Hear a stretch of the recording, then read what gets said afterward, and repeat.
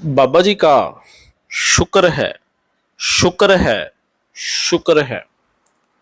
बाबा जी जब आए बेंगलोर से, बाबा जी ने कर दिया सबको हैरान। जब बाबा जी पंडाल में आए, कुछ ऐसा हुआ कि संगत बाबा जी को देख के हैरान रह गई। रविवार को ब्यास में ऐसा क्या हुआ, वो हम आपके साथ शेयर करने वाले हैं। कल एक वीडियो में हम आपसे शेयर करेंगे एक बहुत बड़ा झटका। अब संगत को बाबा जी के दर्शन नहीं होंगे। शुरुआत आप सभी के चरणों में यही विनती है कि चैनल को सब्सक्राइब करके बेल आइकॉन के ऊपर ऑल के ऊपर जरूर क्लिक कर दीजिए, ताकि हमारी आने वाली हर वीडियो आप तक पहुंच सके। वीडियो को लाइक जरूर कर दीजिए, राधा स्वामी जी जरूर लिख दीजिए। बाबा जी और हमने व्हाट्सएप के ऊपर चैनल भी बनाया हुआ है, जिसका लिंक डिस्क्रिप्शन में दिया हुआ है। अगर कोई भाई बहन उस व्हाट्सएप ग्रुप को ज्वाइन करना चाहता है तो बड़ी खुशी के साथ कर सकता है। बेंगलोर में आपको पता ही है, रविवार को सत्संग था, जिसमें हमारे प्यारे हजूर जी ने ताम अपने चलो भाई के ऊपर सत्संग फरमाया था।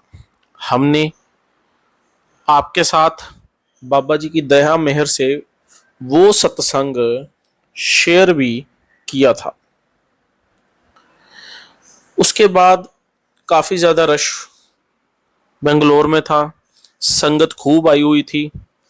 तो उसके बाद बाबा जी पुराने सेंटर में गए और फिर बाबा जी सीधे ही डेरा ब्यास के लिए निकल पड़े थे। बाबा जी और हजूर जी उसी दिन शाम को लगभग 4 बजे डेरा ब्यास आ गए थे। रविवार को बाबा जी और हजूर जी 1:30 के आसपास, 1:30 के आसपास बेंगलोर से निकल गए थे। बाबा जी ने जब उस दिन एक नए बात पे हैरान किया कि आगे जब भी बाबा जी आते थे, या तो हजूर जी पंडाल में दर्शन देने के लिए आते थे या फिर अकेले बाबा जी आते थे। लेकिन रविवार को तारीख 23 को पहली बार ब्यास में ऐसा हुआ कि बाबा जी और हजूर जी दोनों पंडाल में दर्शन देने के लिए आ गए। जब बाबा जी 4 बजे पहुंचे तो मैसेज वायरल होना शुरू हुआ कि 5:30 बजे बाबा जी और प्यारे प्यारे हजूर जी पंडाल में दर्शन देंगे। अक्सर जब दोनों महापुरुष बाहर से आते हैं, सत्संग करके आते हैं, तो शाम को पंडाल में दर्शन जरूर देते हैं। लेकिन उस दिन बाबा जी और हजूर जी दोनों ही आ गए। बाबा जी और हजूर जी पूरे 5:30 बजे पंडाल में आ गए थे और संगत को दर्शन दिए। जैसे ही बाबा जी गाड़ी से उतरे, उस दिन बाबा जी नंगे पैर थे, पैरों में नॉर्मल सॉक्स होती हैं जिसको जुराबे भी बोलते हैं। तो वो बाबा जी अक्सर आप देखा होगा भंडारों में वो डाल के आते हैं, और जब स्टेज पे बैठते हैं तो पैरों में जराबे जरूर होती है। लेकिन उस दिन बाबा जी नंगे पांव ही स्टेज पे आ गए, संगत को दर्शन दिए। बाबा जी के चरण कमल दूर से ही चमक रहे थे। संगत ने ये बात नोट करी, जिन्होंने उस दिन दर्शन किए, कि बाबा जी ने जब पंडाल में आए तो बाबा जी नंगे पांव थे और बाबा जी के चरण कमल दूर से ही दिख रहे थे कि आज बाबा जी ने जुराबे नहीं डाली हुई। बाबा जी ने जब संगत को दर्शन दिए, पाठी साहेबान शब्द पढ़ रहे थे, बाबा जी ने चारों तरफ दृष्टि डाली, चारों तरफ अपना चेहरा घुमाया। जैसे ही बाबा जी ने चेहरा घुमाया, दर्शन दिए, क्योंकि उतनी देर तक ही बैठते हैं बाबा जी और हुजूर जी जब तक पूरा शब्द नहीं पढ़ा जाता। जैसे मान लीजिए बाबा जी आ गए, पाठी साहिबान ने एक शब्द शुरू किया किसी भी संत महात्मा का, तो वो शब्द बोलना जब तक खत्म नहीं हो जाता, चाहे वो 6 मिनट का हो, 7 मिनट का हो या 5 मिनट का हो, तब तक बाबा जी और हजूर जी स्टेज पे बैठे रहते हैं। शब्द पढ़ा, तब इतने प्यारे बाबा जी लग रहे थे, और बाबा जी बड़े ही दिनों बाद डेरा ब्यास आए थे। चरण कमल बाबा जी के दूर से दिख रहे थे। कुछ संगत देख के हैरान भी हो गई कि आज बाबा जी ने जराबे नहीं डाली हुई। बाबा जी इतने ज्यादा खूबसूरत लग रहे थे, क्योंकि जो मुर्शिद होता है उसकी जो खूबसूरती होती है, जो उसकी झलक होती है, जैसे हम सभी दुनियावी बच्चे हैं, हमारे सभी के माँ बाप हैं। माँ बाप चाहे हमारे काले हों, सफेद हों, भूरे रंग के हों, रंग काला हो, हरा हो, कोई भी हो, हर किसी को अपना माँ बाप अच्छा लगता है। इसी प्रकार जो सेवक होता है, उसके लिए जो मुर्शद होता है, मुर्शद भी उसको उतना ही प्यारा होता है। मुर्शद के दर्शन करने से, कल भी शाम को एक भाई के पास बैठने का मौका मिला। वो कहता जी, हमने कई बार देखा है कि लोग बाबा जी के पीछे पीछे भागना शुरू कर देते हैं, क्या ऐसे हमारे को परमार्थ मिलता है? देखो, अगर पूरा गुरु है, उसके एक बार दर्शन करने से जैसे 68 तीर्थ हम जाते हैं, इतनी मेहनत करते हैं, इतना खज्जल खुआर होना पड़ता है, तब जाके हमें वो जो 68 तीर्थ हैं उनका फल मिलता है। उतना ही फल जब हम पूरे गुरु का एक बार में दर्शन कर लेते हैं, तो उतना ही फल हमें पूर्ण गुरु के दर्शनों का भी मिलता है। पूर्ण गुरु इतनी आसानी से किसी को नहीं मिलता। पूर्ण गुरु उसकी कृपा से मिलता है, पूर्ण गुरु अपनी कृपा से मिलता है। सवाल ये उठता है कि पूर्ण गुरु होता क्या है? वो गुरु जो 5 शब्दों का भेद बताए, 5 धुनों का जिक्र करे, पंच शब्द तुन कार तुन, बानी में भी आता है, उसको पूर्ण गुरु बोलते हैं। फिर सतगुरु किसको बोलते हैं? दुनिया में गुरु बहुत है, लेकिन जो सतगुरु होता है, जिसको सच्चा गुरु बोलते हैं, वो कौन है?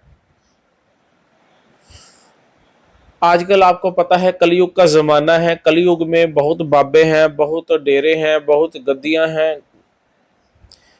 गली गली में कोई ना कोई आपको महापुरुष कोई ना कोई मिल जाएगा, लेकिन सतगुरु गली गली में नहीं मिलता।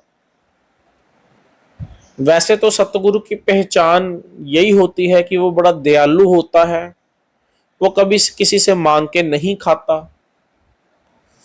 वो बादशाह होता है। अब कैसे पहचाना जाए कि वो सतगुरु है? बानी में भी आता है, सतपुरख जिन जानिया। सतपुरख उस मालिक की बात करी गई है। सतपुरख जिन जानिया, सतगुरु तिसका नाम, उसको सतगुरु बोलते हैं। फिर बानी में एक जगह और आता है, जिसको मिलके होए आनंद, सो सतगुरु कहिए, जिसको देखते ही आपको अंदर ठंडक महसूस हो, आपको अंदर से शांति महसूस हो, उसका इतना प्यारा चेहरा हो कि उसको देखते ही आप अपनी शुद्ध बुद्ध भूल जाएं। आपको ये भी ना पता चले मैंने कौन से कपड़े डाले हैं, मैं कहां पे बैठा हूं, यहां तक कि मैं कौन हूं। जब उसको देख के हमारे हृदय में खुशी की लहर उठ जाए, जैसे समुद्रों में लहरें उठती हैं, तबाही मचाती हैं, इसी प्रकार जब हम सतगुरु के दर्शन करते हैं हमारे अंदर खुशी की लहर उठती है, वो शांति की लहर उठती है। सतगुरु हर किसी पे दयाल नहीं होता। सतगुरु बानी में पहले पातशाह श्री गुरु नानक देव जी महाराज ने गुरु की निशानी बताई है कि किस गुरु से शरण में जाना है और किस गुरु से नाम लेना है और उसकी भक्ति करनी है। आप जी अपनी बानी में फरमाते हैं, गुरु पीर सडाए मंगन जाए, ताके मूल न लगिए पाए, काल खाए किछ हथों दे, नानक राह पछाने से। गुरु पीर कैसा होना चाहिए? बाबा जी बड़ी बारी अपने सत्संग में बोलते होते हैं कि हम लोग गुरु की परख नहीं कर सकते। एक 5 साल का बच्चा टीचर को कहे कि पहले मैं तेरी परीक्षा लूंगा कि तू मेरे को पढ़ा सकता है, क्या वो परीक्षा ले सकता है? नहीं ले सकता। इसी प्रकार हम गुरु की कभी भी परीक्षा नहीं ले सकते। गुरु महान है, गुरु उच्च कोटि का होता है, लेकिन उसकी कुछ निशानियां बताई गई हैं कि वो कभी किसी से मांग के नहीं खाता, वो अपनी हक हलाल की कमाई करता है। तभी कहते हैं, गुरु पीर सडाए मंगन जाए, ताके मूल न लगिए पाए, काल खाए किच हथों दे। काल खाए मतलब कि गालना गालता है, मेहनत करता है, फिर क्या करता है, किच हथों दे, वो देता है, लेता नहीं है। नानक राह पछाने से, उसकी शरण में जाएंगे, वो हमारे को रास्ता बताएगा। हमने उस रास्ते को तय करना है, हमने उस रास्ते की पहचान करनी है, फिर जाके हमें वो सतगुरु के दर्शन अंदर से होंगे। क्या हमें नाम लेते हैं तो ये पक्का हो गया कि हमें अंदर से गुरु के दर्शन होंगे? तो ये सवाल है, नहीं। नाम लेने का मतलब बाबा जी अक्सर अपने सत्संग में बोलते होते हैं, नाम लेने का मतलब है कि हमने सतगुरु के स्कूल में एडमिशन ले लिया। नाम लेने का मतलब है कि हमने स्कूल में एडमिशन ले लिया। लेकिन कुल मालिक बाबा जी अक्सर कहते होते हैं, जब तक हमने नाम की कमाई नहीं की, स्कूल में जाकर पढ़ाई नहीं करेंगे, तो कैसे हम गुरु से मिल सकते हैं?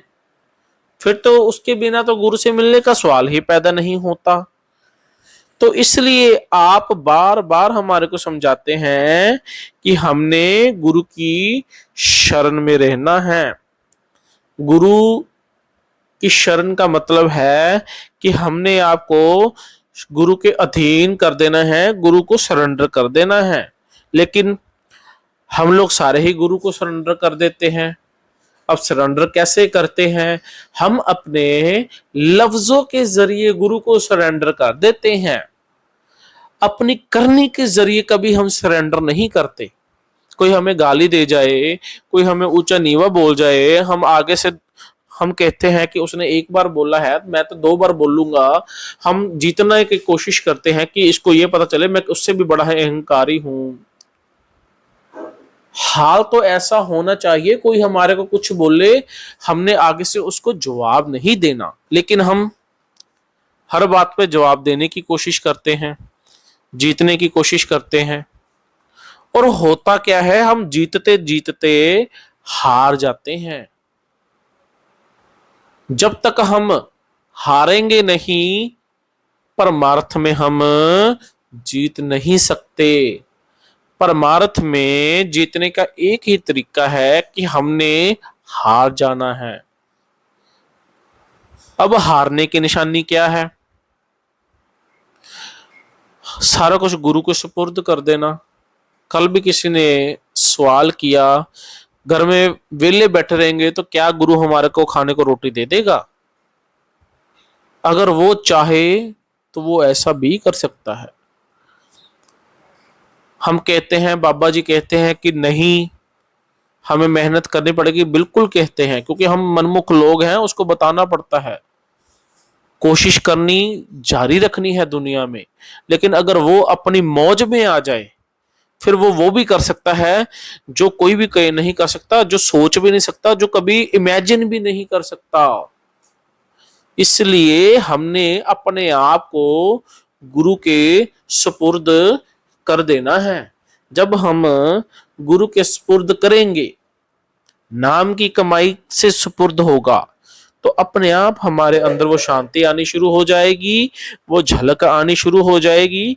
एक दिन गुरु को हमारे ऊपर रहम आ जाएगा, तरस आ जाएगा, वो भी हमारे को अपने चरणों के साथ लगा लेगा।